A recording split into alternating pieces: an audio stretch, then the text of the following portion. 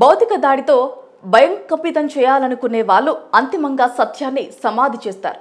రాజ్యాంగ స్ఫూర్తిని మంటగలిపే వాళ్ళు బెదిరింపులను ఆయుధంగా వాడి నిజాయితీని జడిపించవచ్చు. అయితే అనవసర హింసను ప్రయోగించిన వారు చరిత్రలో ఏమైపోతారో తెలుసుకుంటే ధర్మరక్షణ పేరిట దాడి చేసే వాళ్లకు తమ హింసాచరణ పర్యవసనాలు అర్థమవుతాయి. చిలుకూరు ఆలయ ప్రధాన అర్చకులు సిఎస్ రంగరాజన్ పై జరిగిన దాడి సనాతన ధర్మంపై జరిగిన దాడిగా చూడాలి.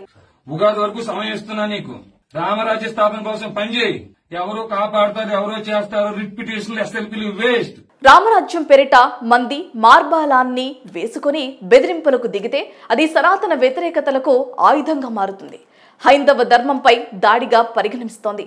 చిలుకూరు ఆలయ ప్రధాన అర్చకులపై దాడి జరిగింది. రామరాజ్యం పేరిట కొంతమంది మారిచులు గుంపు ఆయనపై విరుచుకుపడింది. మేము వచ్చిందే న్యాయ వ్యవస్థ తోలు తీయడం కోసం. వాళ్ళ దగ్గరికి వెళ్ళి భిక్ష పడుకుంటావు, వెళ్ళి వాళ్ళ దగ్గరికి వెళ్ళి రిపిటేషన్లు వేసి తమకు ధన సహాయం చేయటానికి నిరాకరించినందుకు ఆయనపై జరిగిన దాడి సాధారణమైనది కాదు. యావత్తు హిందువులపై జరిగిన దాడిగానే భావించాలి.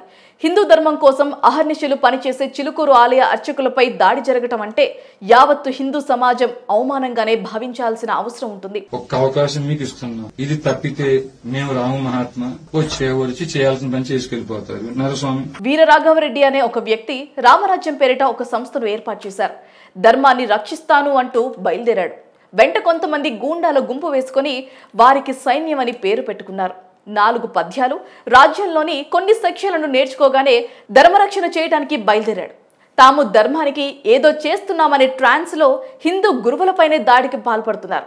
గతంలో కొంతమంది పేరొందిన స్వామీజీలపై దాడులకు పాల్పడ్డారనే ఆరోపణలు ఈయనపై ఉన్నాయి. తాజాగా రంగరాజన్ పై జరిగిన దాడితో ఘటన గురించిన వివరాలు అందరికీ తెలుస్తున్నాయి.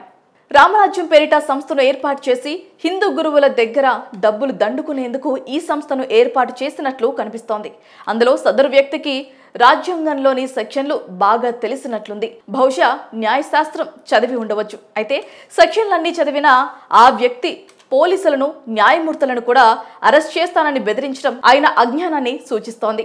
సదరు వ్యక్తికి సంబంధించిన యూట్యూబ్ ఛానల్లో అవకాశం వస్తే రాజ్యాంగాన్నే తగలుబెడతా అనే థంబ్నెయిల్ కూడా ఉంది. దీన్ని బట్టి చూస్తే రాజ్యాంగంపై ఆ వ్యక్తికి ఉన్న చులకన భావం కూడా స్పష్టమవుతుంది. అటువంటి వ్యక్తి రంగరాజన్ పై దాడి చేసి ఆయనకే సెక్షన్లు నేర్పటం మరింత విడ్డూరంగా అనిపిస్తోంది. ఆ వీడియోలో రంగరాజన్ కూడా కోర్టుల గురించి, హిందువులకు అనుకూలంగా గతంలో వచ్చిన తీర్పుల గురించి వివరించారు. నిజానికి రంగరాజన్ హిందూ ధర్మం కోసం ఎంతో కాలంగా పోరాడుతూ వస్తున్నారు. రాజ్యాంగాన్ని అనుసరిస్తూనే ధర్మాన్ని కాపాడుకోవటం ఎలా అనే విషయాలపై అనేక సూచనలు చేశారు. How can we establish Ramarajya through deity rights శీర్షికాన వ్యాసాన్ని ప్రచురించారు. అసలు సిసలైన రామరాజ్యం స్థాపనకు హిందువులు ఏం చేయాలో చాటి చెప్పారు. కేరళలోని తిరువనంతపురంలోని పద్మనాభ స్వామి దేవాలయంపై గతంలో సుప్రీంకోర్టు ఇచ్చిన తీర్పును స్వాగతించారు. కేంద్ర ప్రభుత్వం కాశ్మీర్లో ఆర్టికల్ 370ని తొలగించాడని చారిత్రక విజయంగా అభివర్ణించారు కూడా. మరీ ముఖ్యంగా ఆలయాలను దేవాదాయ ధర్మాదాయ శాఖ చెర నుంచి ఎలా తప్పించాలన్న దానిపై ఎన్నో పోరాటాలు చేశారు. అందుకు తానే ఒక ఉదాహరణగా నిలిచారు. దేవాలయంలోని హుండీలను తొలగిస్తే ప్రభుత్వాలు తమ జోలికి రావని గుర్తించారు. అందుకే తొలుత తన దేవాలయంలోని హుండీనే తొలగించారు. తన దేవాలయంలో హుండీ లేదు కాబట్టి తక్కువ ఆదాయం ఉన్న క్షేత్రంగా చూపించారు. తద్వారా ఇప్పటి వరకు కూడా ప్రభుత్వాలు ఆ ఆలయం వైపు కన్నెత్తి కూడా చూడలేదు. సిఎస్ రంగరాజన్ సామాజిక సమరసతలోనూ తనదైన శైలిలో సమాజానికి మార్గం చూపించారు. సమాజంలో దళితులపై చిన్న చూపు లేదని నిరూపించేందుకు 2700 ఏళ్ల నుంచి కొనసాగుతూ వస్తున్న వైష్ణవ సాంప్రదాయం మౌనివాహన సేవను ఇప్పటికీ కొనసాగిస్తున్నారు. భుజాన ఓ దళిత వ్యక్తిని ఎత్తుకొని ఆలయ ప్రవేశం చేయించారు. తద్వారా సామాజిక మార్పును చాటి చెప్పారు. సమాజం అంతా ఐక్యతగా ఉండాలని పిలుపునిచ్చారు.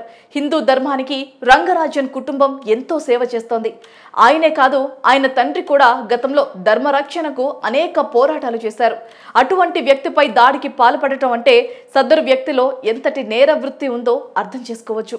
ప్రస్తుతం రామరాజ్యం ఏర్పాటు పేరిట హిందూ ధర్మ పరిరక్షణలపై దాడికి పాల్పడేవారు ఒక్క విషయాన్ని అర్థం చేసుకోవాలి. హింసే ధర్మరక్షణకు సరైన మార్గం అని అనుకుంటే అంతకన్నా హీనత్వం మరొకటి ఉండదు. హిందూ ధర్మంలో చెప్పిన క్షాత్రం కూడా అత్యవసర సమయంలో తప్ప ఉపయోగించకూడదు. ప్రస్తుతం మన సమాజానికి రాజ్యాంగం ఒక ప్రాతిపదికగా ఉంది. మన భారతీయ సమాజం హింసను ఎప్పుడూ అనుసరించలేదు. రాజ్యంపై బయట వాళ్ళు దాడి చేసినప్పుడు తప్ప మరెప్పుడు మన సమాజం హింసను ఆశ్రయించలేదు. మన దేశాన్ని నడిపించేందుకు రాజ్యాంగం అనేది ఒక ప్రాతిపదికగా ఉంది.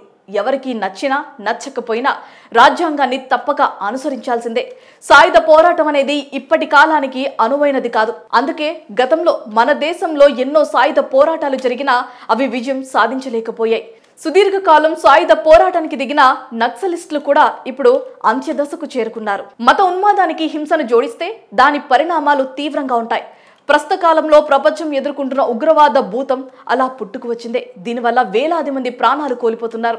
ఇది మధ్యప్రాచ్య దేశాలకు సరిపోతుంది. ఆయా దేశాల సంస్కృతిలోనే హింస ప్రవృత్తి ఉండటం వల్ల అక్కడ ఇది కొనసాగుతుంది. కానీ భారత్ అలా కాదు.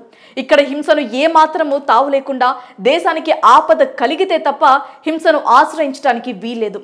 అందులోనూ మన నాగరికత రాజ్యాంగ వ్యవస్థను ఏర్పాటు చేసుకుంది. చారిత్రక భారతదేశం నుంచి ఇప్పటి వరకు ఆయా కాలాల్లో ఏర్పాటు చేసుకున్న రాజ్యాంగాలనే పాటిస్తోంది మన సమాజం. దీన్నే ధర్మం అని చెప్పుకుంటాం. ప్రస్తుతం రామరాజ్యం ఏర్పాటు పేరిట హింసకు పాల్పడుతున్న దుండగులు ఒక విషయాన్ని గుర్తుంచుకోవాలి. రామరావణ యుద్ధం జరిగినప్పుడు రావణ సంహారానికి బాణం నాభిపైనే ప్రయోగించాలి. రావణుడి ప్రాణం నాభిలోనే ఉంటుంది. అయితే నాభిపై బాణం ప్రయోగించడం యుద్ధ నియమం కాదు. అందుకే రాముడు ధర్మం ప్రకారం తలపైనే గురి పెడతాడు. చివరికి వాయుదేవుడు వచ్చి బాణాన్ని దారి మళ్లిస్తే తప్ప రావణుడికి చావురాదు. అంతటి ఆపద సమయంలోనూ రాముడు ధర్మం తప్పలేదు. ధర్మ ఆచరణ కోసం కట్టుబద్దులై ఉన్నారు. అందుకే ఇప్పటికీ మన దేశ రాజకీయాల్లో సుపరిపాలనకు నానర్థంగా రామరాజ్యాన్ని ఉపయోగిస్తూ ఉంటారు. అటువంటి మహానీయుడి పేరిట సంస్థను ఏర్పాటు చేసుకుని మన రాజ్యాంగానికి వ్యతిరేకంగా హింసకు పాల్పడితే ఎంతటి హిందూ సమాజమైనా దీన్ని అంగీకరించద్దన్న విషయాన్ని అందరూ గుర్తుంచుకోవాల్సి ఉంటుంది. ఇటువంటి వారిపై మొదట పోరాడేది కూడా హిందువులే అన్న విషయాన్ని గుర్తుంచుకోవాలి. ఈ సందేశం కేవలం దాడికి పాల్పడ్డ దుండగులకే పరిమితం కాదు. భవిష్యత్తులో ఇటువంటి ఆలోచన చేయాలనుకునే నేర ప్రవృత్తి ఉన్న వారందరికీ కూడా ఇది వర్తిస్తోంది.